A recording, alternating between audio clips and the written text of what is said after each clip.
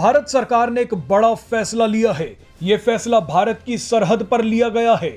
Border पर सबसे आगे भारतीय जवान और खतरनाक हथियार खड़े हैं, लेकिन इनसे थोड़ा ही पीछे भारत ने एक बड़ा रणनीतिक दांव खेल दिया है।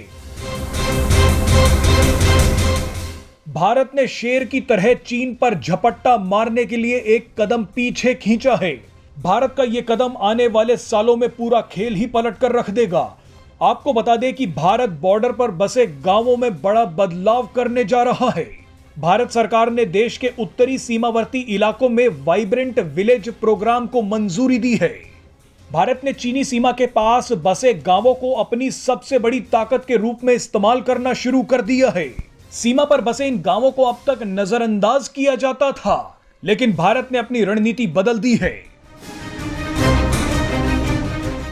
विकास की कमी और चीन से तनातनी के बीच इन गांवों के लोग ज्यादातर पलायन कर लेते थे, लेकिन मोदी सरकार का प्लान है कि सीमावर्ती गांवों से पलायन को रोका जाए और वहां बसावट को स्थायी किया जाए।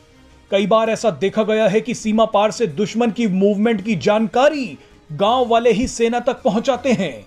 इसीलिए सरकार चाहती है कि सीमा के पास बसे गांव वाले सतर्क रहें और सेना की मदद करते रहें। गांव वाले रोजमर्रा का काम करते समय सीमा पर नजर भी रख सकते हैं। ऐसे में भारत सरकार के इस फैसले को सुरक्षा के लिहाज से बेहद ही महत्वपूर्ण माना जा रहा है।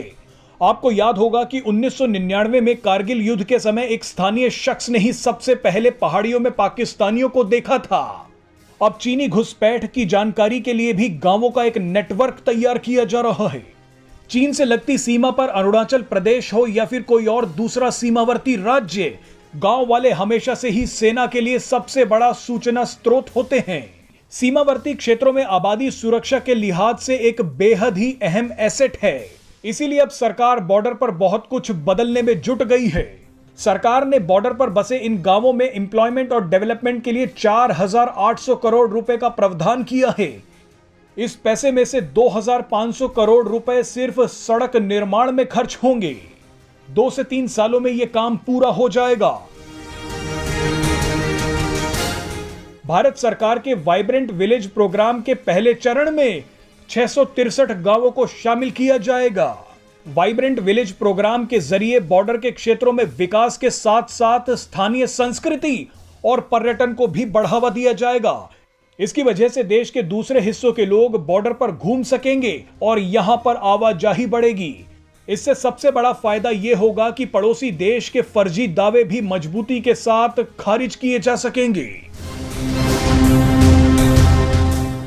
चीन अब तक भारत के गांवों में कम आबादी का फायदा उठाकर घुसपैठ की कोशिश करता था।